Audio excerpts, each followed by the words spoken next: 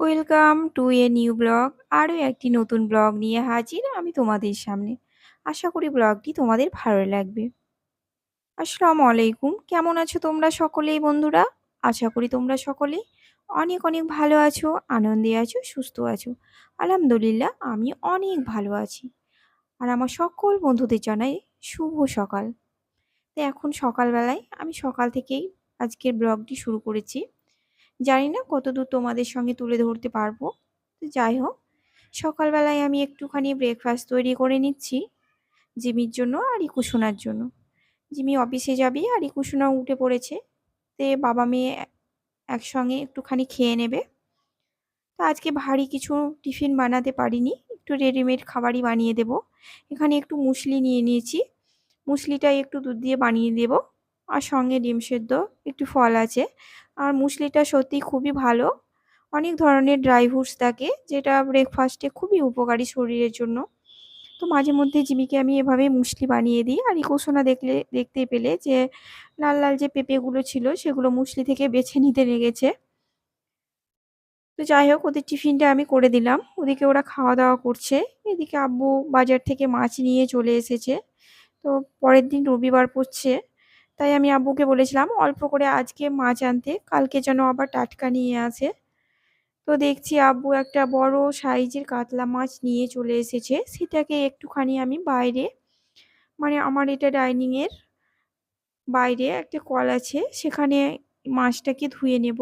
আসলে মাছ আমি এসব জিনিস, মানে রান্নাঘরে ধুতে একটু অস্বস্তি বোধ হয় আমার। রান্নাঘরে এসব ধোয়াধুয়ি করি না, কারণ একটু গন্ধ ছড়ায়, খারাপ লাগে। তো এগুলো আমি বাইরেই ধোয়াধুয়ি করে নিই, বাইরে ধোয়াধুয়ি করে নিলাম। এদিকে আমি রান্নাও বসিয়ে দিয়েছি, রান্না শুরু করে দিয়েছি।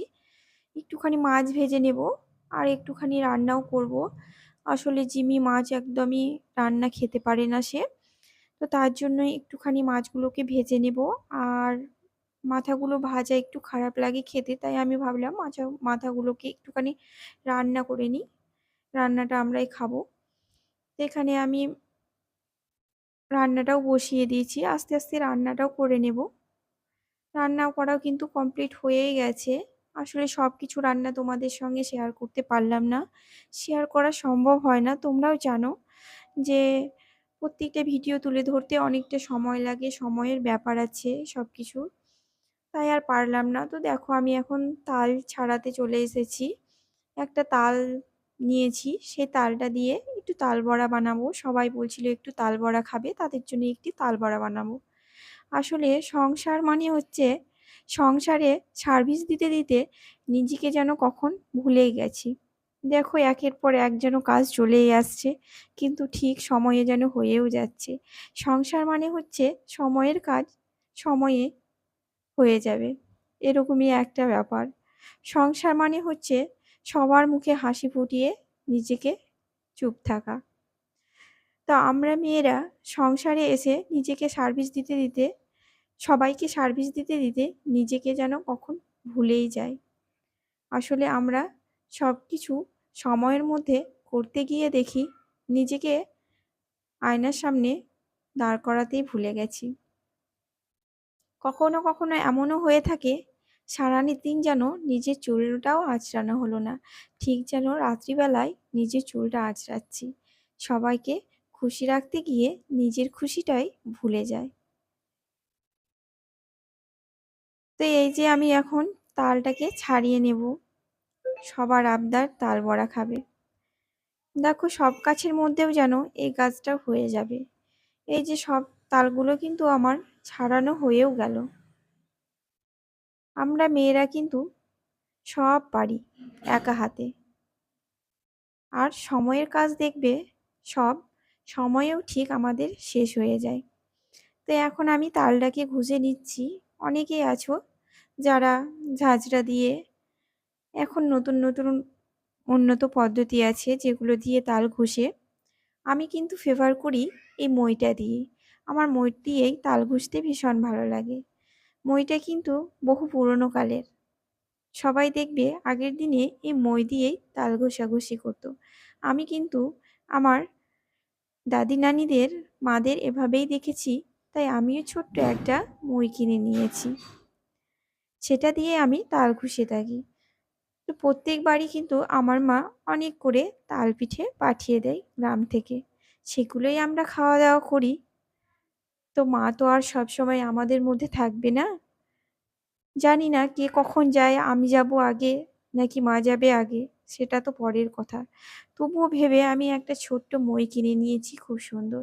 সেখানে আমি কত সহজে দেখো মাড়ির তালটাকে বার করে নিলাম, ঘষে নিলাম আর দেখো কত সুন্দরভাবে এটাকে আমি ছেঁকে নিলাম। কত সহজেই হয়ে গেল। তো তাল ঘষাটাও দেখো আমার কত তাড়াতাড়ি হয়ে গেল। এরপরে আমার আরও অনেক কাজ আছে যেগুলোও কিন্তু আমি সময়ের মধ্যে ঠিক সেরে নেব। আর সময়ের মধ্যে কিন্তু সবাইকে খাওয়া-দাওয়াও করাবো। তো এখানে আমি ইকু সোনার অনেক খেলনাগুলো নিয়ে বসে পড়েছি। আসলে অনেকদিন থেকেই ভাবছি এগুলো একটু পরিষ্কার করে দেব। এগুলো নিয়ে খেলাধুলা করে সে, তো পরিষ্কার করে উঠতে পারছিলাম না। আসলে আমাদের প্রতিদিনের কাজের তো শেষই নেই। একটার পর একটা কাজ যেন ঠিক বেরিয়েই আসে। তো আজকে ভাবলাম ইকু সোনার খেলনাগুলো একটুখানি পরিষ্কার করে দিই। তো সব খেলনা নিয়ে বসে পড়েছি। তো দেখো তার বিভিন্ন ধরনের খেলনা আছে। তার কিন্তু প্রতিটা খেলনা নিয়েই তাকে খেলতে হবে। এখানে কিছু বেকার জিনিসও আছে ফালতু, সেগুলোও নিয়ে সে খেলা করে। তাই ভাবলাম একটুখানি পরিষ্কার পরিচ্ছন্ন করে দিই আর বেছে কুচে খারাপ জিনিসগুলো একটুখানি ফেলে দিই। তাই এখন আমি বসে পড়েছি। তো তার সব খেলনাগুলোকে এখন পরিষ্কার করে নেব। আসলে সব মা-বাবার কাছে তার মেয়ে ছেলেরা অনেক আদরের হয়। কিন্তু কয়েকদিন ধরে যা পরিস্থিতি চলছে বাংলাদেশের, তাতে যা দেখছি অনেক পোস্টে কত কত বাচ্চা যেন ভেসে যাচ্ছে। তারাও কোনো মা-বাবারই সন্তান। তাদেরকে দেখে আমার ভীষণই কষ্ট লাগছে। কি বলবো? বলার মতো কিছুই নেই। আর করার মতোও কিছুই নেই। দোয়া করা ছাড়া আর কিছুই নেই। কারণ হচ্ছে আমরা খুব সাধারণ মানুষ। আমরা চাইলেও কিন্তু কিছু করতে পারি না, সামান্য দোয়াটুকু ছাড়া। তা আমি সকল বাংলাদেশীদের জন্য দোয়া করব বা আমার যারা প্রিয় প্রিয় ভাইয়া আপু আছে তাদের জন্যও আমি দোয়া করব। সব কিছু যেন খুব তাড়াতাড়ি ঠিক হয়ে যায়। তারা সত্যি এমন একটা পরিস্থিতির মধ্যে দিয়ে যাচ্ছে যা বলারই যায় না। কিছুদিন আগেও তাদের এমন একটা ঘটনা ঘটল, সেটা শেষ না হতে হতেই আবার তারা একটা বিপদের মধ্যে পড়ে গেছে। একটা বিপদ কাটতে না কাটতে আরও একটা বিপদ। ভাবাই যায় না তাদের মধ্যে কী চলছে, তাদের দিনগুলো কেমন চলছে। পোস্টগুলো দেখলে গা শিউরে উঠছে। ভীষণ কষ্ট হচ্ছে। দূর থেকে যদিও কিছু করার নেই আমাদের। আমরা সাধারণ মানুষ, আমরা শুধু দোয়াটুকুই করতে পারি। এদিকে আমাদের ভারতেরও অবস্থা খুব খারাপ। সত্যিই খুব দুঃখজনক ঘটনা। আরজি করের ঘটনা তো তোমরা সবাই জানো। তো বাংলাদেশ আর ভারত ২ দেশেরই অবস্থা অত্যন্ত খারাপ। কারণ তারা সত্যিই মানসিকভাবে সত্যিই খারাপ আছে। আমরা যতটা মানসিকভাবে দুর্বল হয়ে পড়েছি, তারাও কিন্তু সেরকমই আরও বেশি কঠিন অবস্থায় আছে। তো যাই হোক, আমি দোয়া করব যেন আমাদের বাংলাদেশ আর ভারতের ২ দেশের মধ্যে খুব তাড়াতাড়ি শান্তি আসে। তো এই যে এই ঘোষণার দেখো আমি খেলনাগুলোকে পরিষ্কার করে নিলাম। আমরা মায়েরা মেয়ের জিনিসগুলোকে কত যত্নই না করে রাখি। আর যেসব মায়েদের বুক খালি হয়ে যাচ্ছে তাদের কতই না কষ্ট হয়।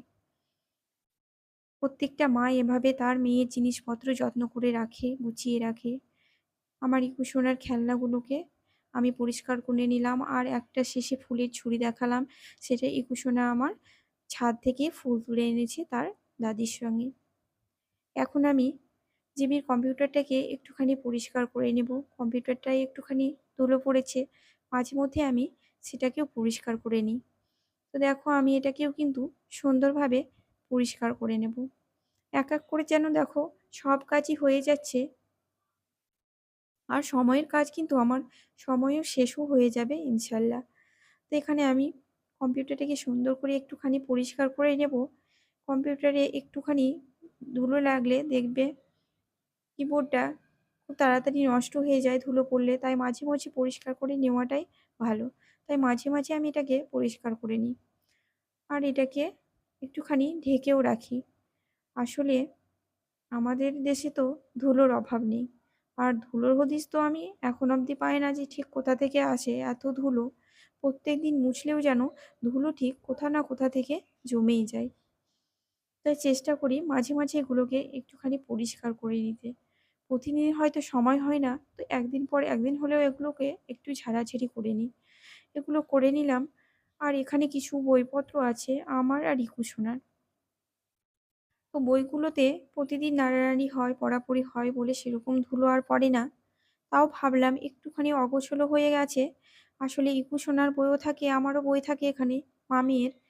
তো ও নিজের বইগুলো নিতে গিয়ে আমার বইগুলোকে একটুখানি অগোছালো করে দেয়। তাই ভাবলাম বইগুলোকে একটুখানি মুছে, মুছে নিই আর সুন্দরভাবে একটুখানি টেবিলটাকে গুছিয়েও নিই। এলোমেলো হয়ে আছে, দেখতে একদমই ভালো লাগছে না। আসলে এলোমেলো কোনো জিনিসই আমার দেখতে একদম ভালো লাগে না। তাই ভাবলাম একটুখানি আমি পরিষ্কার করে নিই। এই যে তোমাদেরকে একটু আগে বললাম না যে সংসারে সার্ভিস দিতে গিয়ে নিজেকেই কখন যেন ভুলে যাই। তো সত্যি সব কাজ যেন ঠিক হয়ে যায়, নিজের কাজটা কিন্তু কখনোই ঠিক সময় যেন করে উঠতেই পারি না।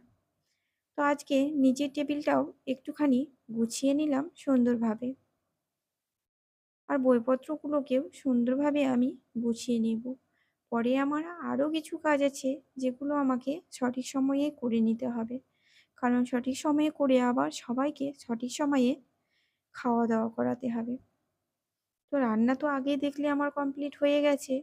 সবকিছুই কিন্তু কমপ্লিট। ইগোসোনাকে স্নানও করিয়ে দিয়েছি।